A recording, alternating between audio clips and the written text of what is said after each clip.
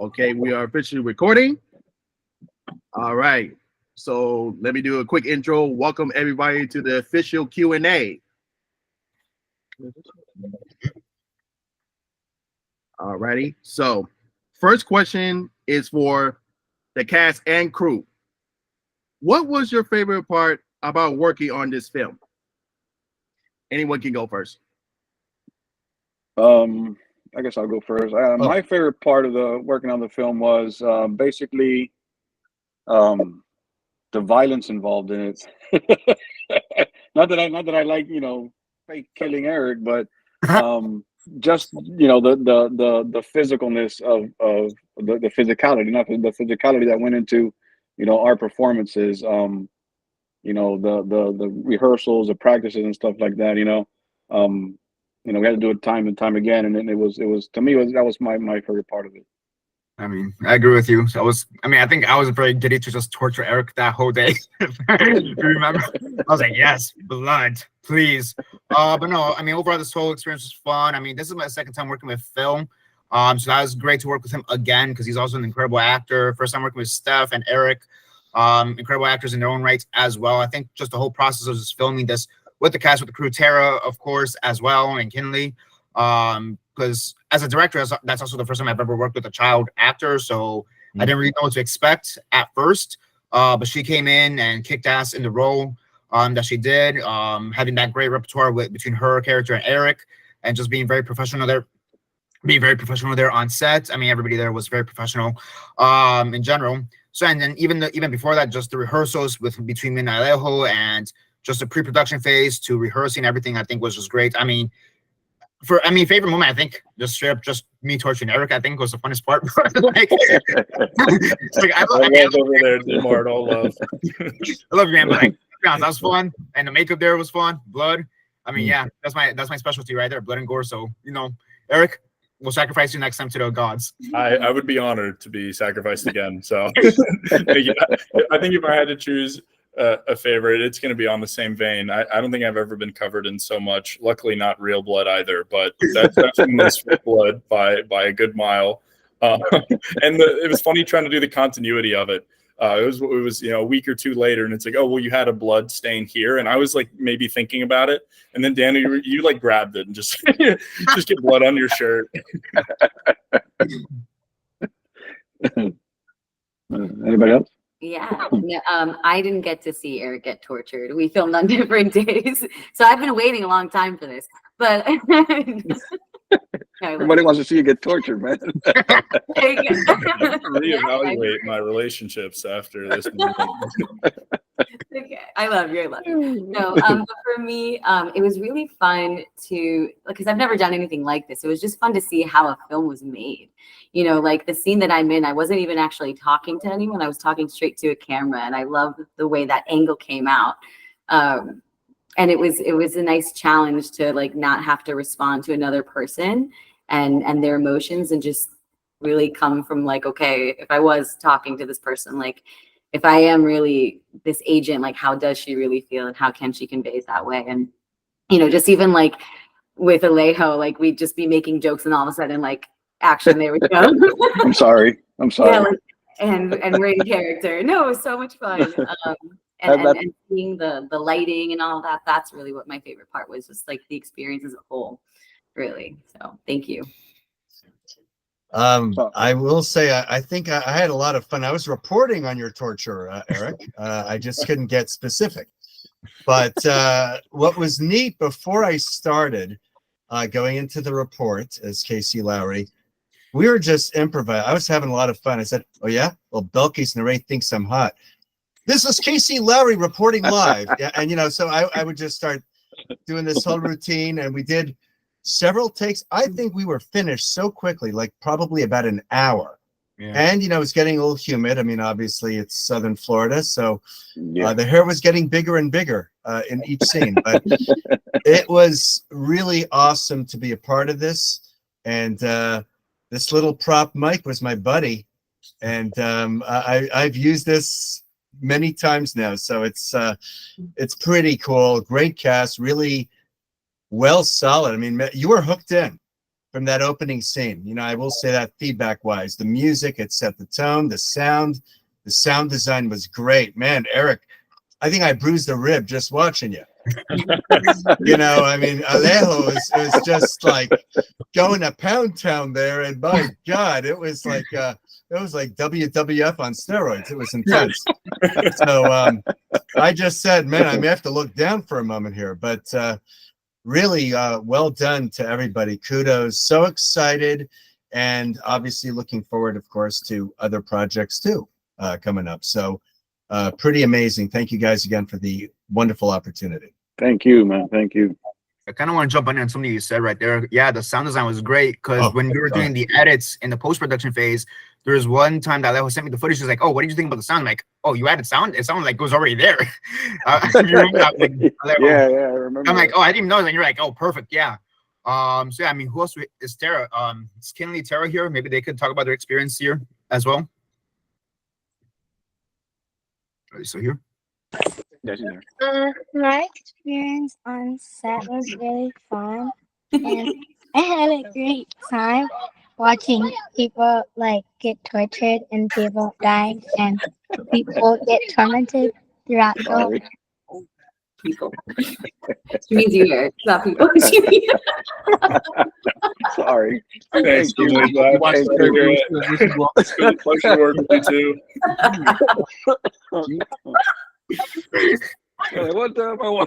What am I showing my daughter here? Tara, wait till the sequel. Yeah. All right. Yeah. All right. Let's move on. Let's move on to the next question. Let me end off the first question. I think everything just all around. You know, when you go into a project, you know, even though you want to be professional, but at the same time, you want to have fun on set. So you don't want to be that boring person, just like all that stuff. So I think everything in between, you know, just put on a good movie, a great movie for everyone to watch, and also still have fun behind the set. So I think that's the most important thing. Definitely. Yeah. So before we go to the next question, I want to go to the audience real quick, and Sure. you can unmute your mics and just give us like your quick thoughts on the movie. You have like a quick thoughts on there, because I know some people have raised their hand, like Josh said, raise your hand. So like you go unmute your mics and give us your quick thoughts on the movie. Like what did you like about it and everything else. So whoever wants to go first. Could I go first? Yeah. Sure. Okay, so you guys brought up the sound design. That was like something that I noticed, and like it was very perfect. Like a lot of effort was put into it, and that's one of the things I enjoyed. And then I don't know, the news scene was cool too. So just having that, and then he's like, hey, and like there he is coming out. I was like, so I really enjoyed it. But overall, a great movie. Hope to see you guys do it again in the future. Awesome. Thank you. Thank you. All right. Anyone else?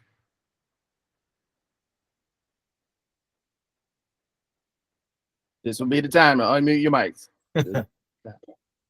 Speak now, forever hold your peace. For real. I think Troy raised his hand. Troy, yeah, go ahead.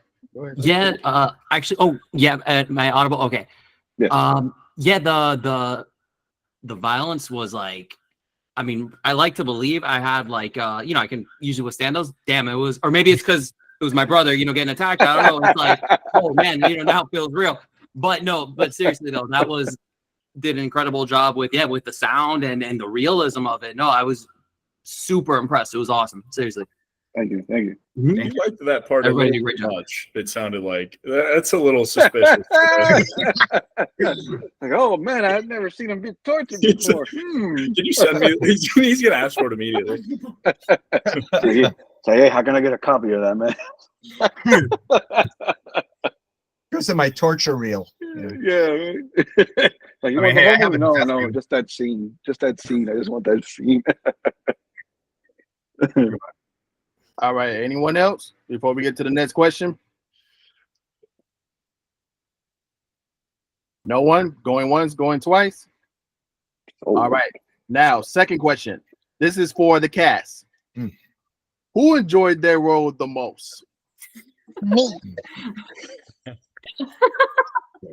There's your answer. I The kid. Well I think enough said. it was Kinley enjoyed the role the most. I mean, I love playing this role. You know, it's kind of something that's unique because you're kind of playing a bad person, but at the same time, you're not a bad person. You know, at least that's what you're trying to convey. That you're, you know, it's not until the end that you kind of, or at least I hope I conveyed that it's not until the end that you figure out, okay, this is not an actual bad person. This is just something out of, you know, it's a crime of passion, pretty much. So that to me, I think I had a lot of fun with that. You know, but I usually always play the type of bad guy role, so to, you know, kind of flip it on its thing where I'm still kind of playing the bad person, but at the same time I'm not. So that to me, I had a lot of fun with. But I mean, I'm sure. I mean, I would have loved to have been on the other side too, as on Eric's side. Even Phil's side, because I mean, I did a reporter thing one time too, and that was, you know, I was a weatherman. It was a little bit more explicit on a music video, but I mean, it was super fun too. But I mean, I think I had a lot of fun playing my role. What do you guys? I definitely relate to what you're saying, Alejo, because I mean, my character, like I'm an agent, right? So I'm all about justice and I'm about arresting the bad guys. And here I am with the bad guy in the back of my car, but I'm telling him like, hey, I'm on your side. Like I agree with what you did. And that's like a very morally conflicting, that like there's a dichotomy there, right? So I liked that angle and I liked thinking deeper into this character, right? Like, yeah, he did something horrible. It was murder, but I mean, this is a person who kills children and we haven't been able to catch him. So yeah, like I'm glad he's gone, right? It wasn't the way that it was legally meant to go, but that's the way it went and I'm glad he's gone, kind of thing. So yeah, I relate to that angle. And I liked playing the character for that reason. Yeah, I'll go next. I enjoyed mine for, you know, basically the flip pancake of yours, Alejo, right? The total opposite side. Like I'm oblivious, at least trying to play it that way, right? To why I'm here, what's happening, why am I tied up? I don't know who you are because, you know, I just knew your daughter. But kind of playing that line of discovery. And then the choice of, you know, the picture in the room, in her room especially, that he ends up, he's bleeding out. He's going to go already. You could just stand over him and let him swallow that. Of course, you choose not to.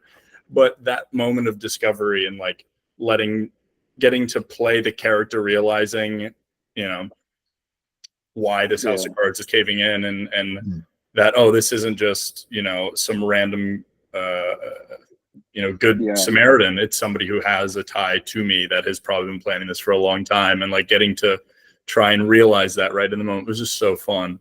So that the mental side of it, on top of all the physical work we did and the practicing to fall in that room, right? It was really a joy. All right, I think that's. I was gonna say I had a blast. It was so cool. Thank you. It was a lot of fun playing Casey, and you know, I got to not only do the audition with the same prop, same location, right from my room, and when I got the call and I was cast, I was really happy. People thought it was a real report. You know, people would drive by. Oh, okay, yeah. I go, well, afterwards when we're in post, okay. So it was pretty neat getting to do that, and you know, I played a reporter before, and you know, in real life on a YouTube channel 55 Community News. I'm sure you've seen a lot of their stuff. I've done a few of theirs. So to have this, it looked really nice. Love the graphics, and just being on location was so cool. And it just, everything about it, I don't want to give away effects, but you know, let's just say we had a certain effect where people thought, oh wow, it looks like we have a police car here. So loved it. And it looked good. I gotta say, it really looked good. Great lighting, everything. And you know, to be finished within an hour was like, so for me that was great. Physically, you know, I wasn't gonna get bloodied or have a drill get me in the groin or anything like that. You know, I was like, please let me be the reporter. And so it worked out, you know. I mean, it really did. I mean, I still have, you know, all my body parts, I'm proud to say. So, but thank you guys again. It was a lot of fun. It truly, truly was. All right. The next question is for Daniel and also Alejandro. What was the inspiration for the film? Now I'll start because it started with me. Yeah. So here's the thing. A lot of my filmography, directing wise, is a lot of this horror, crime, thriller type of stuff. With some of the other projects I've done, The Date and Quince, for example, and they're more in that horror realm, and The Date's more of a crime thriller in a certain sense, but still horror elements. And I was kind of just trying to do another project like that. And Alejo, he has this like side series that we need to get back to be honest, called 1 Minute Movies. And originally the concept for it was just for that. It was like a 2-page script, basically a skit of really just the torture scene and then you getting murdered. That was really just the original concept. Yeah, that's good. And then so I sent it to Alejo, was like, hey, because he was looking for more episodes because he always wants to revive this series, and just we never do because some other project always comes up. Before that was Juan Jones that kind of screwed us over, so Yeah. go figure.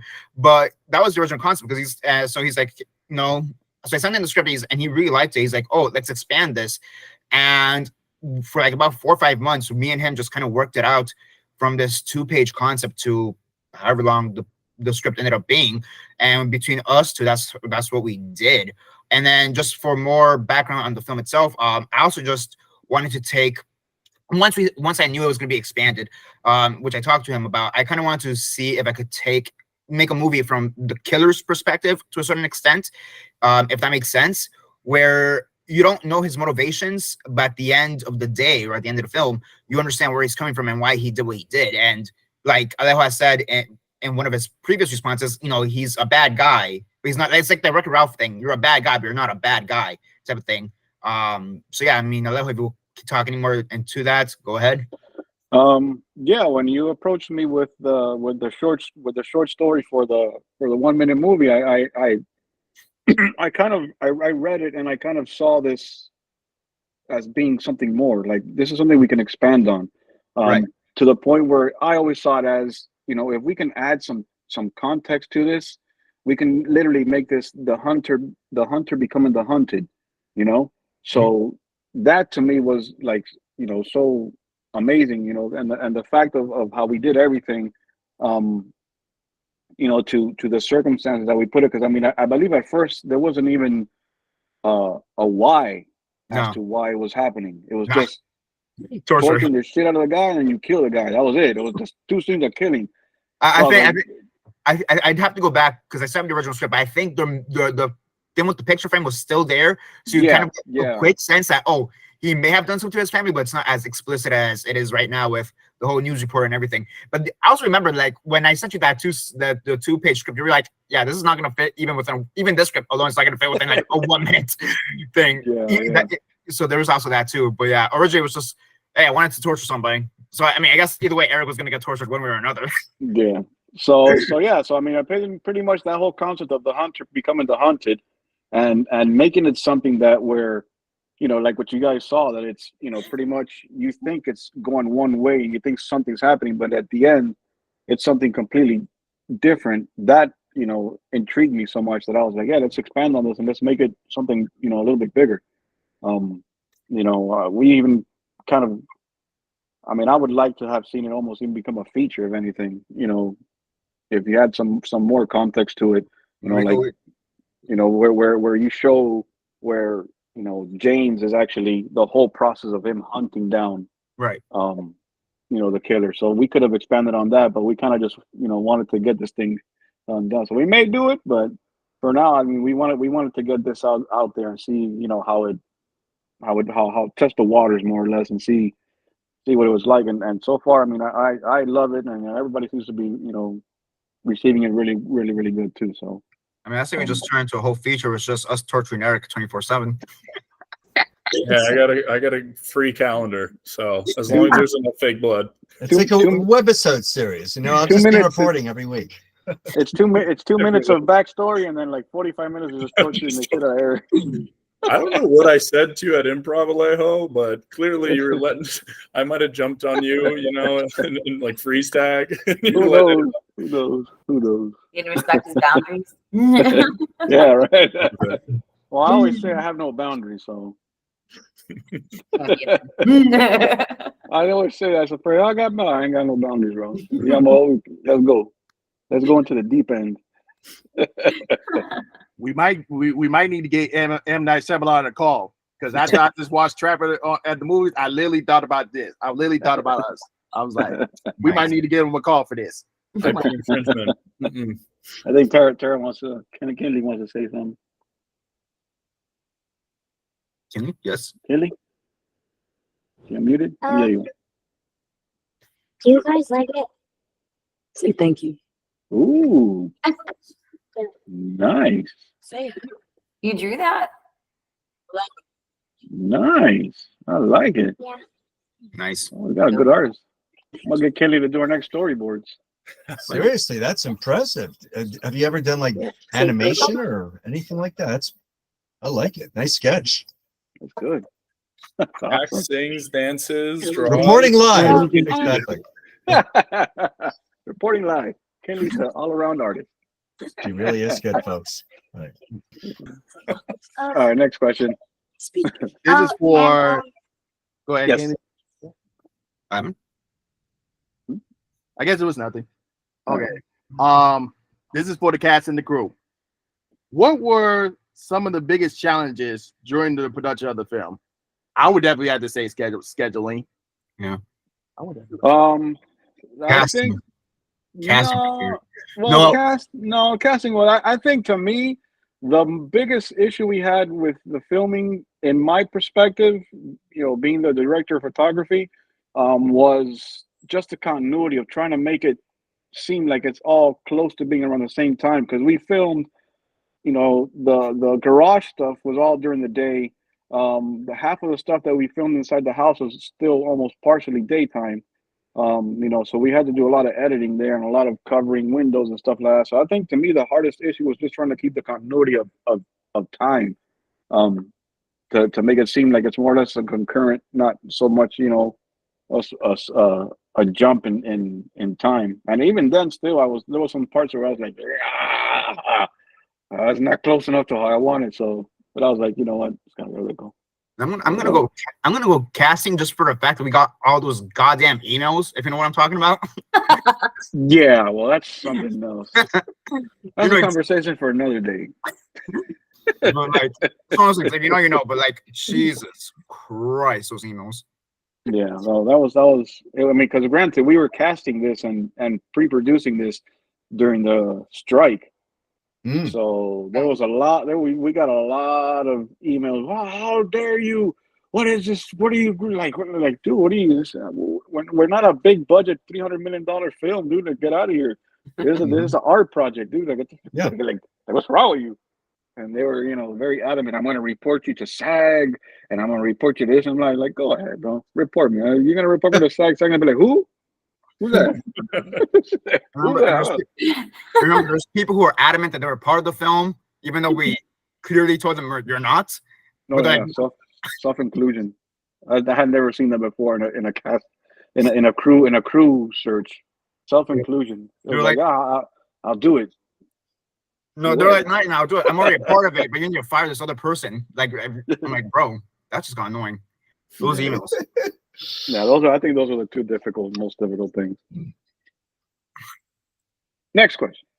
Well, I guess we pretty much answered the next question, because the next question was about how we go about casting. So I guess we pretty much answered that. We pretty much. Well, we can touch on that really quick. I mean, casting, we pretty much just had an open casting on social media. Apart from that, we had a few invites and a few, people that we contacted directly and stuff like that. So it wasn't that was pretty much our casting process. We didn't get too crazy with the casting. I mean, the hardest one to fill out would have been Eric's character, where it came down to three people, Eric and then these two other good actors. But Eric won out at the end clearly, and whatever happened happened at that point. Thank you. I think it was the It was a note. baby. It was a pedophile, baby. right? The baby That we deer. The in baby the- deer in the headlights look in your Yeah. audition. Yeah. When Yeah, you had 'cause that that's- baby deer in the headlights look, I was like, oh, I'm gonna torture the shit out of this man. That one. That's gonna be it. It was acting from the beginning. Wasn't he? Okay. But yeah, no, that was our casting. Our casting process wasn't too crazy. Hey, what's Tara eating? That looks good. Probably at the grocery store. At the grocery Better share, girl. Yeah, come on. Spill some details. Not the food, the details. Oh, there you go. All right, All next right. question. Yes, go This ahead. is for the cast and the crew. How is this project any different from any other project that you may have done before? Oh boy, It's a hard one. that's a good question. Gotta say. Is this like the first time we ever did like a thriller like this? Than the other project that we did? Is this- I mean, I think this is the first time we touched this subject, Mhm. this subject matter, because I mean, usually other things that we've usually done, because we always usually work as a crew here. Most of the other stuff we've usually done has usually been more along the lines of maybe either a straight horror, straight action, straight sci-fi, or even like just straight up comedy. Mhm. This is, I think, the first time we kind of touched on this type of, I guess you can call it suspense thriller. I don't know. Yeah, I think that's where it differs. We have never, as an actor, I've never played a character like this. I had to show some types of vulnerabilities there that I'm not a method actor by any of the definition, but in order to feel some of these emotions that I felt as James, especially towards that end part when I'm bashing the crap out of him in the room, I kind of it sucks to say, but I kind of put myself in those shoes of like what would it be like if actually one of my, because I have two little girls, what would it be like if one of my little girls, if something like that happened to them, God forbid. and it was something that it helped me a lot to discover the character, but at the same time, it just, you put thoughts in your head that you're like, Jesus Christ, like I would never, like I would think about it and I'd be like, I'm not even that religious, but I would like, oh my God, like don't ever, I don't even want to like manifest anything like this, but yeah, I think that for me is what it's what it was. There's a difference. Yeah. I mean, I kind of touched upon this beforehand, but like this is more or less where directing wise, where I kind of thrive. Again, Keen said the dates, some of my other projects I've done in the past. So this is again more within my wheelhouse. I guess just the difference will be the topic itself, because mine are more straightforward slashers, so to speak, whereas this one isn't. It is more complex. Again, it's the whole you're a bad guy, but you're not a real bad guy type of logic. So I think that's where it kind of goes down. And then some of the other differences would be like, again, working with a child actor for the first time, working with that much effects with the fake blood and really choreographing everything, doing the rehearsals beforehand. Because usually when I do other films, I don't really do that heavy rehearsals, so to speak, whereas as opposed to this one where we actually did need those heavier rehearsals and checking out everything. So I think in that case, for me as a director, it was different for me. Then also just to touch really fast, it's kind of along the lines of this subject or not, but I want to give a big round of applause to Asia, because she came in and really knocked it out of the park with her special effects. Every time like I or Daniel or we came with any type of request or any type of like, hey, we need to see if we can do this. She boom boom boom. She would find a way to do it, and she managed to really do a great job with the makeup and the special effects. Yeah, so, big ups to Asia. Yeah, she's great. I worked with her in the past. I knew she was going to do great here because of what she did back then, and yeah, she did amazing. Exceeds expectations and all that. All right, next question. All right, this is for the cast. What were your experiences as an actor while working on this film? No, I think I just answered that. I think we've been answering that. This whole time. I think I just answered that. We've been It answering that was- the whole time. Yeah, it was great. A lot of fun. And, you know, once I showed up, everyone was set up. They had the lights. They had to wait for the right time. And we started, and, you know, once it started getting dark, okay, let's get this in and out within an hour, hopefully. And we did. So it was really very well organized. I'm going to say that. I've been on some sets where you're waiting like a dog's age. And you're like, where did this gray hair come from? And then you're like thinking, yeah, I've been waiting a long time. But in this case, these guys knew what they were doing. They were total seasoned pros. And boy, I'll tell you, just so grateful to be a part of this. It really was cool. I'll say this very fast because I did have my voice cameos here. The one for the reporters, I sent like 7 different versions of it, talking very fast, very slow. Some of them in Spanish, and he just laughed his ass off after I sent him all those voice messages. Because I always need to have a little cameo in every one of my films, because why not? And voice stuff like that. So I was also the 911 caller. Oh, wow, nice. So yeah, so I was like, I thought that was gonna be the one thing I was gonna have cool, and then I was like, yeah, by the way, we need more voices because of the reporter, because it still sounds weird if Phil is like the only person there. So like, sure, we're in Miami, so let me just do some Spanish. Oye, ¿cómo estás, mujer? ¿Cómo estás? Oye, señora, ¿por qué no nos da qué está pasando ahora, señora? You cracked up. ¿Qué pasó con James Russo? You know, Oh, I mean, it's man. like that would be hilarious. He sent me the recordings, and I was playing them back, and I literally was like laughing for like 45 minutes. Replaying them like. I had a lot of fun. I loved like the in-between moments where we were just getting to know each other, and like I'm talking to Alejo's son and his daughter and all of that. That was just a joy in itself. But in terms of like the acting part of it too, like I felt very nervous in the sense that like continuity is so important. So when I had to do it over again, I was like, okay, how did I get in the car before? Or like, what did I do here? There was one time where, you know, the other officer coming in, I realized like he's not going to hear me when I finish my line. Like he doesn't know when the cue is. So then he had to go off a physical cue. Like, okay, when she turns her body, then you can open the door. Like you can open the door and come in, right? So there's one time where I turned my body and he never came in. I was like waiting. So like just moments like that were so funny. And then at the very end, when I had to put the car in gear, right, to back up, you don't see it because it actually switches to Alejo's character really fast. But what my thought process in that was like, okay, the backup camera's on and I'm obviously not moving. So like, I don't know if people are going to notice that or not. So I was just like being casual in that moment of like, yeah, just, I don't know, improvise, right? Like make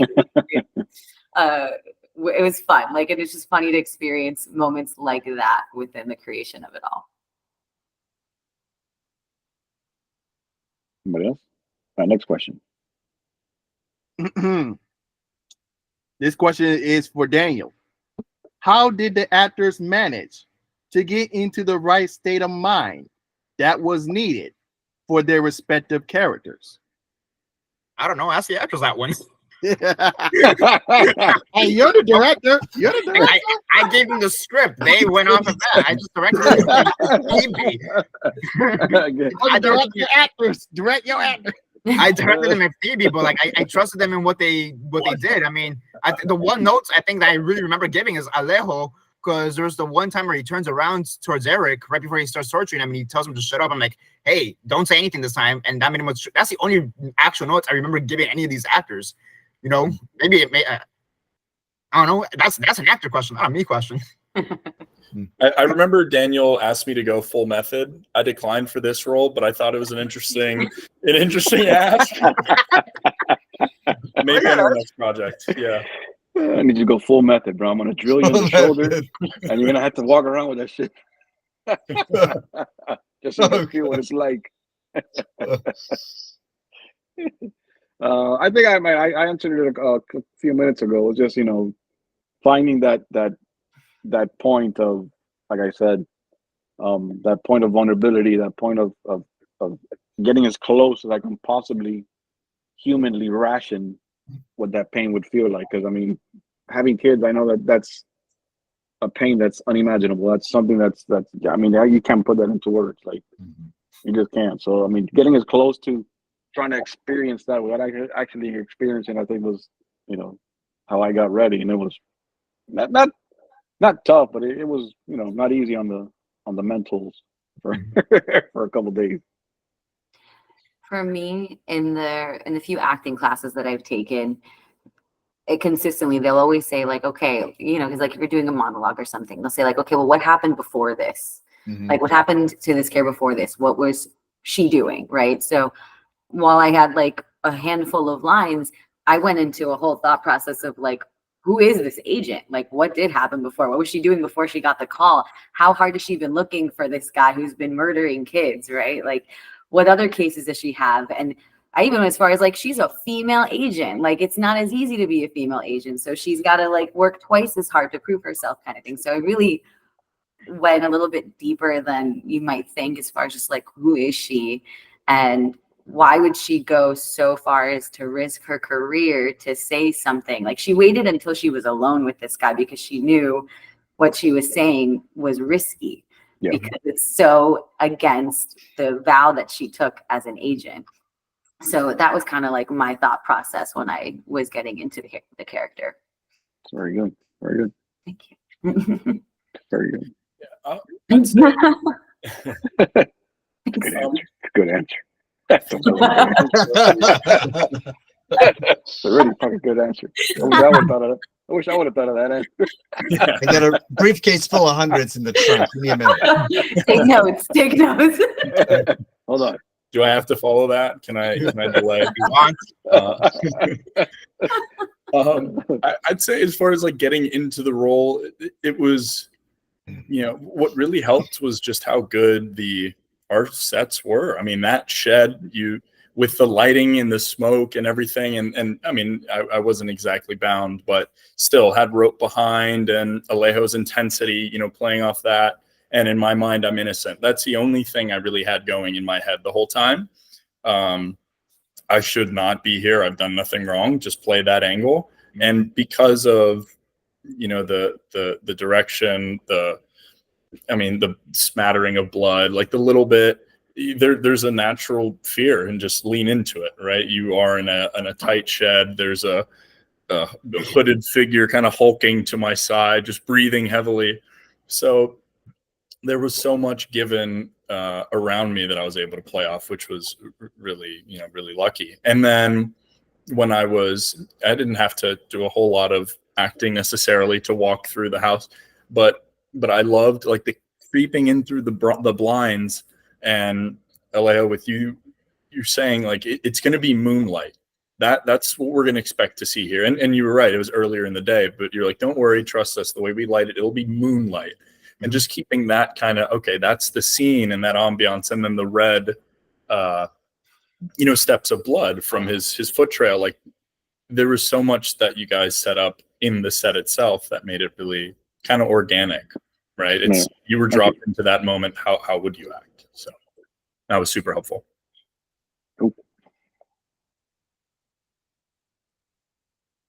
Next question. With that being said, next question for Daniel and Alejandro. How long did the script take to write? 3 days.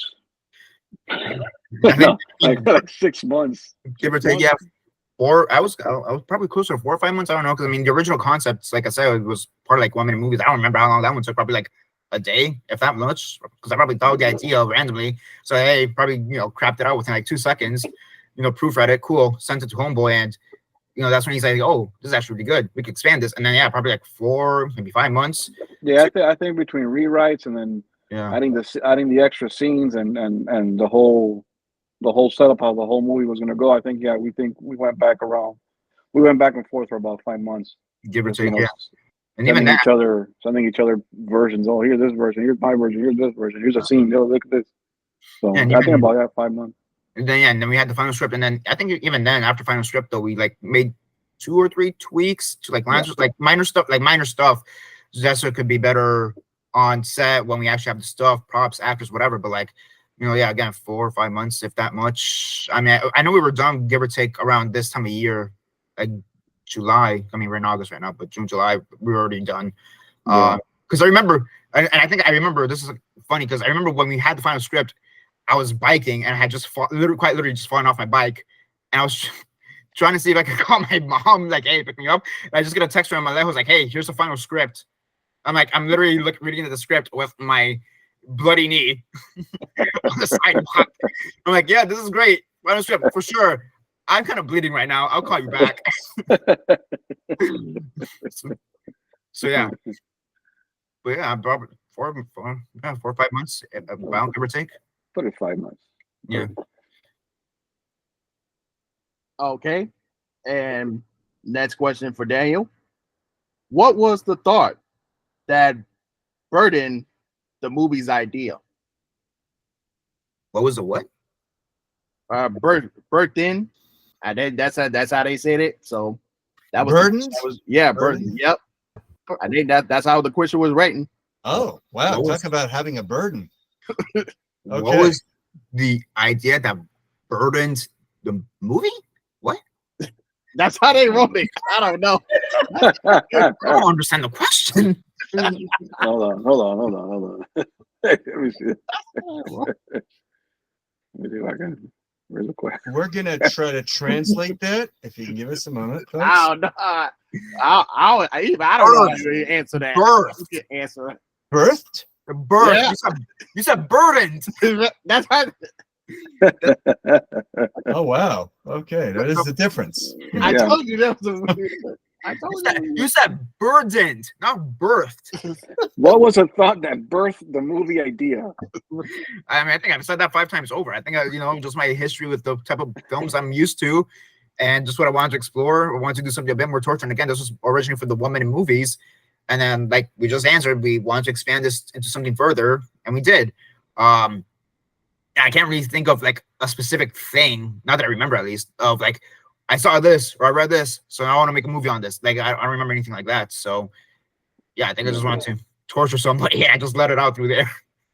Yeah, low key. Danny wants to be a serial killer, but he doesn't have the, to do it. So he just has other people do it on camera for him. The blood from your knee, was that used in the film? I had to ask.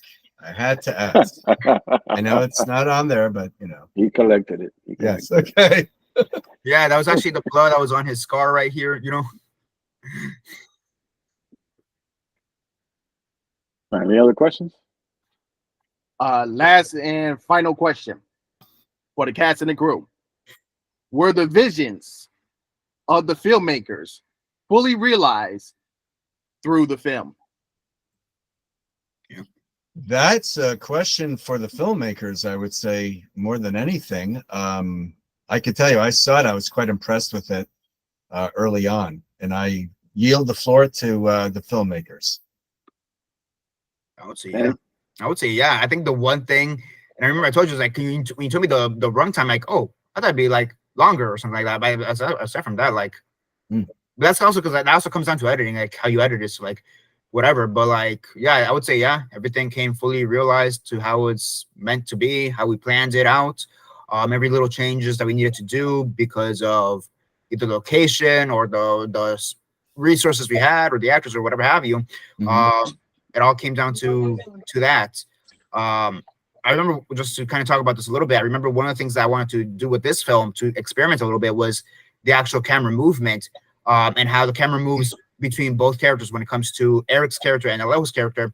Because I remember with Alejo's character, I wanted to be more like the camera be more motion, more movement, whereas with Eric's character, I wanted to be more still.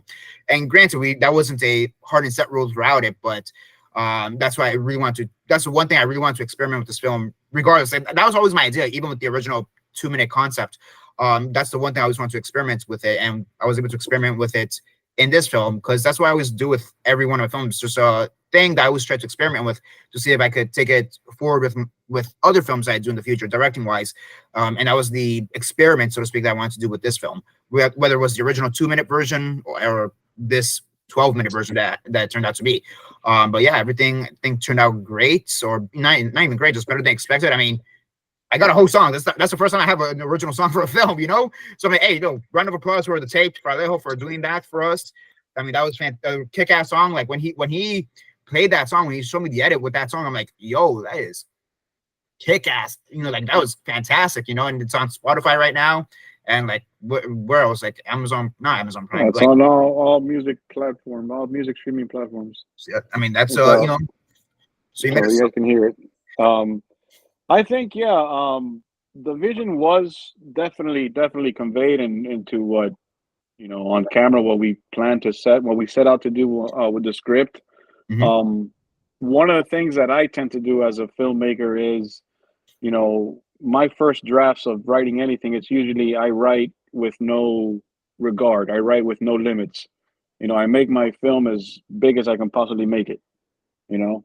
So for example, when we first wrote out the script, the final scene with all the with the FBI and stuff like that, you know, in the original script, I have, you know, 7, 8, 10 squad cars. You know, there's a crap ton of police, there's a crap ton of reporters, there's a bunch of extras. There's,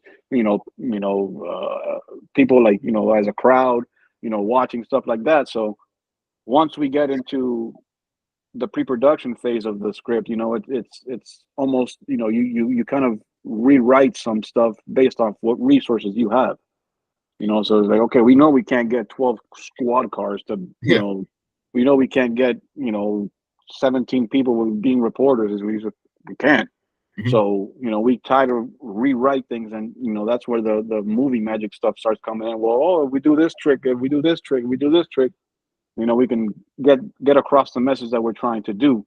So before we get to filming, we usually have most of those things taken care of, so that we don't end up running into surprises like, oh crap, this is not going to work how we envisioned it, you know? Right. So I think having that perspective and that type of pre-production kind of makes it so that we kind of get close to what we're setting out to do from the beginning. You know, it leaves us with very slight not room, but very slight chances of error, just because of how much we're preparing before we actually film anything. So yeah, I think we fully realized the vision of what we were trying to convey with the script, totally, especially with the resources we had. I think something I want to comment with, and it kind of ties back to another question we had, like, what did you guys do differently? And I remember was thinking about this during the whole production, and then now seeing the finished product, I think it kind of confirms it. But like, I feel for you, Alejo, compared to some of your previous films, how you just said like, oh, you like going bigger. I feel like even with the resources you have, usually you're still able to go big.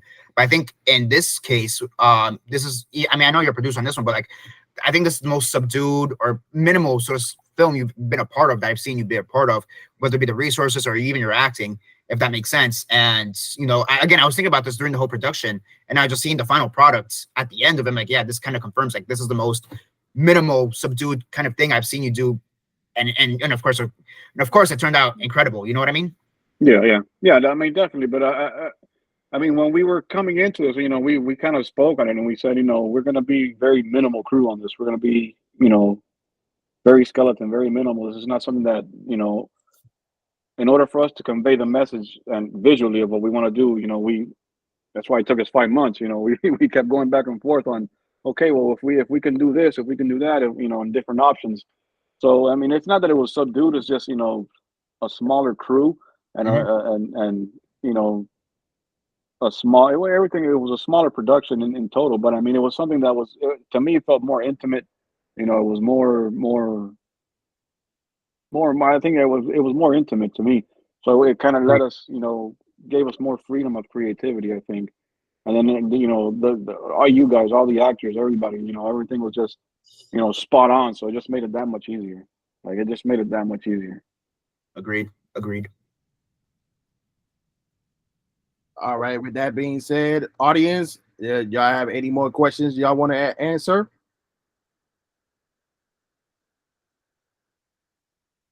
All right. If not, then we can go into our final thoughts and promotions. Anybody want to promote their upcoming projects? Anybody want to promote any other Hello, stuff? hello. They got stuff going on. Yeah. How's it Uh, going? I got one thing I just worked on. Long story short, because we don't have a lot of time. I was part of a series called Society of Virtue. It's in Spanish, Portuguese, and English. So I'm in the English version, and everything was going great until COVID. So I voiced 76 episodes in 4 years, which was amazing. And recently I got to voice a 20-minute episode. Most of the episodes are 3 minutes, 5 minutes. Well, 20-minute episode is pretty epic. So got to voice that remotely here from home. My client's based in LA, so that's incredibly exciting. And that's going to post, I believe, Christmas Day, if I'm not mistaken. So I thought I'd give a shout out and thank you, technology. And thank God there was no thunder and lightning this day. So I recorded it back on Wednesday. So it all worked out nicely. I yield the floor to whoever wants to take it. Thank you. Sarah's raising her hand. Nice. Sarah's raising her hand. Kinley? I recently did a short film called Split Second, and it's premiering in 2 weeks. All right, tell Tara if you can share the link with us so we could send it out. My mom's not okay. Oh, okay. well, Well- tell your mom to send us a link so we can share it with everybody. Okay, will do. Okay. Thank you. Thank you so Thank much. You you. did awesome. I think Josh wants to say something. Hello, people. What? Hello? Josh. Hello? Can you hear me? Yeah. Yeah. So I just recently finished editing my short film called Godspeed. It was filmed back in June of this year. So I'm trying to decide if I want to do like a public premiere or anything like that. But it should be coming out soon. I have it on my social medias and stuff like that. So Sweet. We want to share with us on the chat your handles and stuff like that when we can see it. so you can look on my Instagram. It's bored as Josh, BORED I like it. ASJOSH. And then my production company name is called Into the Garden Films. Gotcha. So that's going to be coming out soon. I love this like platform for the virtual premiere, but I'll figure out a way to do a premiere. That's been my like thing on my head, so I'll figure that out soon. Yeah. I mean, just always, if you can always do live, it's always I always love live, but I mean, we had to do it virtually because, just our schedules and stuff like that, how, just the timing of it all. So we had to decide, let's do a virtual one so we can, get that and then start, having the film go on its festival run. And then we should be on festival for the next, 6-7 months, maybe longer. And then once we're done with that, then we'll probably post it on YouTube or something for everybody to watch again. I mean, I'm gonna go say maybe longer than that, given how most of my festival runs usually run. So I'm gonna say probably longer than that. Okay. I'll be on festivals for 7 years. We'll see. But yeah, no. Eventually, when it does come out, we'll say, hey, it's out on YouTube or wherever it ends up being out, and go from there. Promote it as always, and since it's gonna be doing its festival run now, hopefully we get some nominations and awards and stuff like that. I'm usually good at doing that because I have connections all over the place. No one knows this too much. I'm always able to get my films into the most randomest of festivals and I get the most randomest of wins. So yeah, like I got one of my horror films straight up got the prize for best romance, which made no sense. I'm like, okay, made no sense to me, but okay. Love is love, bro. That was award. I forget. Love is love, bro. Love is love, bro. But yeah, hopefully that all turns out well. And it's film festival wise, it's gonna go international because always, again, a lot of my connections are international when it comes to these festivals. So we'll see what happens from there.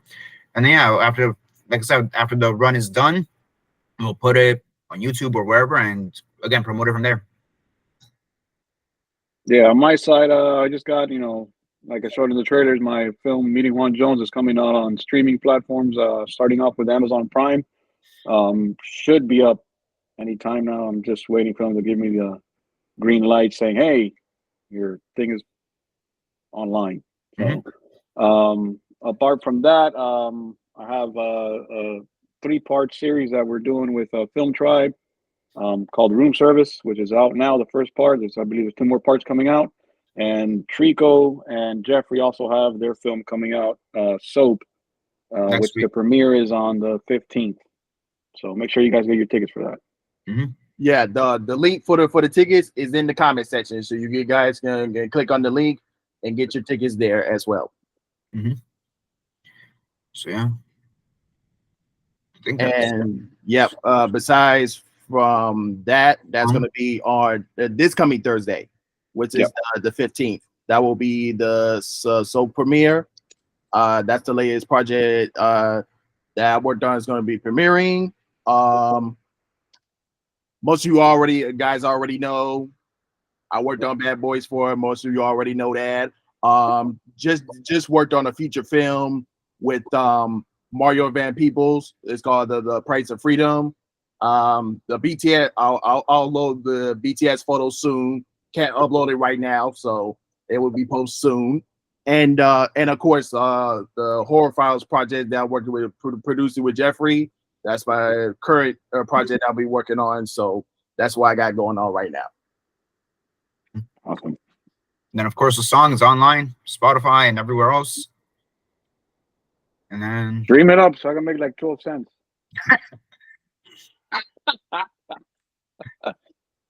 No, honestly, it was just an old song that I had from my old band that I kind of spruced up a little bit and said, you know what, might as well just throw it in the film. It kind of matches, the whole concept of the song. So fair enough.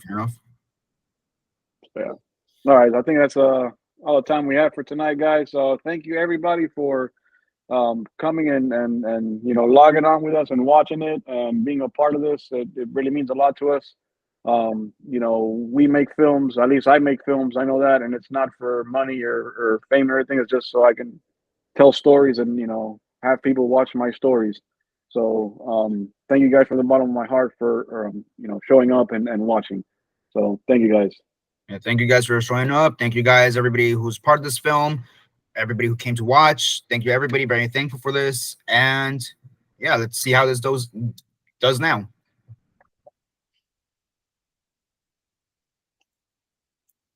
Thank you. Bye, everyone. Bye, everybody. Thank you. Thank you, guys. So awesome.